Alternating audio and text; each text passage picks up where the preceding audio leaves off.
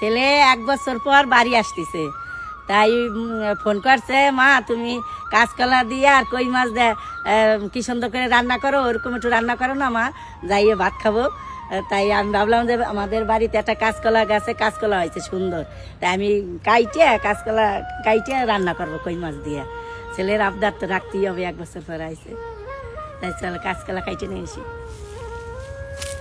কি সুন্দর একখান কলা হয়েছে, এবারে অত উঁচেতে আমি কলা কেমবাই কাটবো, কাটা তো পারবো না, তার জন্য ভাবছি এই কলা গাছের মাঝের তে কাইটে দেবো, তার নিচে হয়ে যাবে, তারপর পারিয়ে নেবো।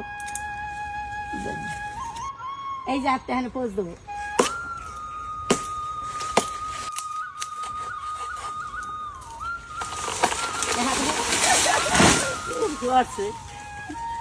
কলা গাছটা কাইটে নেই, এবার পাতা গুলি কলাটাকে কাইটে তারপর কলাটা দিক কাটছে।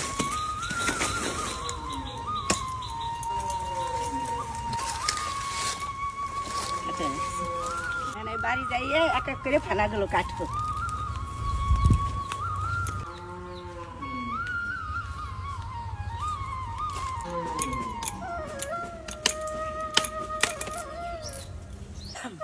এই কাঁচকলা গুলো কাইটে নিচ্ছি, এইভাবে ছাড়াইলে পরে না একটু কালা হয় না এই কাঁচকলার তরকারি।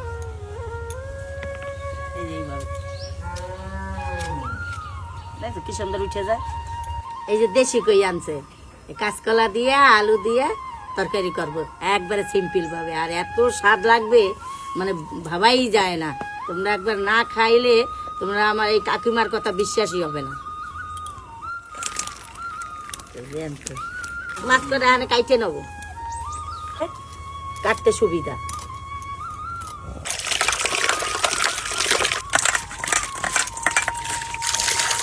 কাইটে বসাই দেবো, লবণ দিয়ে দেবো, হলুদ দিয়ে দেবো,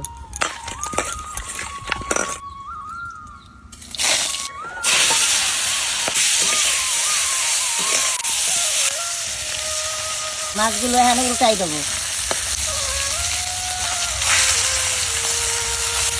এই সব মাছ থেকে সব তেল বেরোয় আসছে ডুবে তেলে যদি ভাজি, আর অল্প তেলে ভাজলে মাছের গার যে একটা তেল আছে মাছের ভিতরে, সেই তেলটা থেকে যায়, মাছের স্বাদটা ভালো থাকে, তাই হালকা ভাজতে হয় মাছ সবসময়।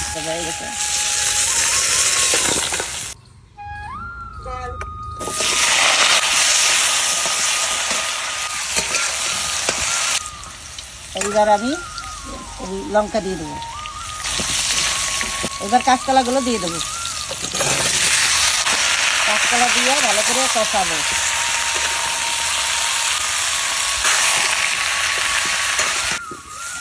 আমি ডাইকে ডাইকে কষাই নিছি, আমি হলুদটা দেই নাই কেন, কড়াইতে পুড়ে যাবে হলুদটা, কষানোটা ভালো হবে না। এইবার আমি হলুদ দিয়ে দেবো,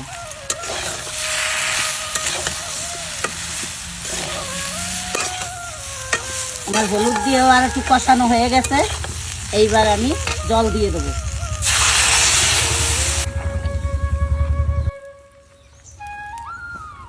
এইবার মাছগুলো দিয়ে দেবো।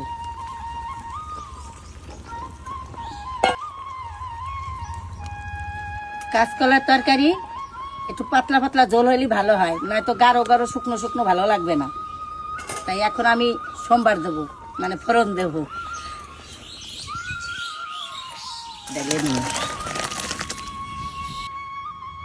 এবার তেল দিয়ে দেবো, একটু জিরে দিয়ে দেবো, একটু বেশি করেই দেবো, এইখান থেকেই একটু উঠেই রাখবো। সোমবার দিয়ে দেবো, এইবার সব ঢেলে দেবো।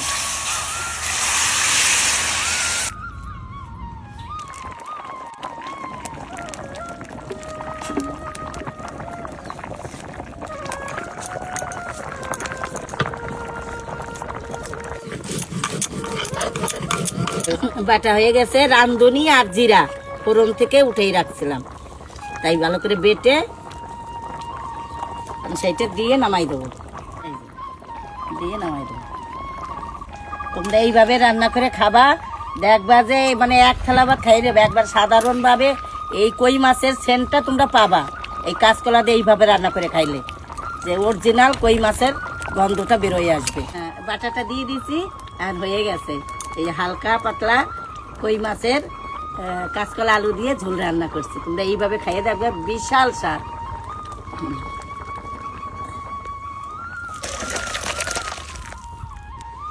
এই যে কই মাছ দিয়ে আলু দিয়ে হালকা পাতলা ঝোল, বেশ একবারে সিম্পল সাধারণভাবে রান্না করছি। তোমরা এইভাবে খাবা, স্বাস্থ্যের দিক দিয়ে খুবই ভালো। ঠিক আছে, প্রতিদিন মশলার তরকারি ভালোও লাগে না, মাঝে সাঝে খুব ভালো লাগে মশলার তরকারি। তোমরা এইভাবে মাঝে সাঝে খাবা। আর কাকিমার কথা একটু রাইখো, তোমরা একটু খাই রান্না করে এইভাবে, শুধু দেখলা খাইলে না, তাই তো বুঝবা যে মনে হয় কাকিমা ভুল বলে, রান্না মনে হয় ভালো হয় না। তোমরা খেয়ে কমেন্ট করো রান্না করে। আর নয়তো আমাদের বাড়ি আসবা বেড়াইতে, আমি রান্না করে খাওয়াবো। তরকারিতে দেখেছো সর পড়ে গেছে।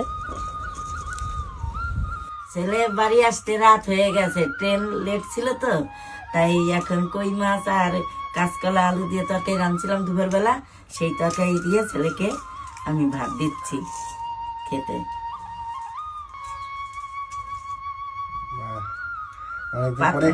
তরকারি খাবো মা, তুই খাইতে চাইছিলি? 1 বছর হয়ে গেছে খেয়ে গেছে, বাস মা বাস, বেশ ভালোই লাগলো। দেখতে কেমন আছে? সেই পুরোনো স্বাদ। আর মাছ শেখানো, মাছ কামড়ে কামড়ে খেতে হবে, মানে ভেঙে না, এরকম হাত দিয়ে ভেঙে না, মুখে দিয়ে খেতে হবে, তাহলে টেস্ট একটু বেশি লাগে।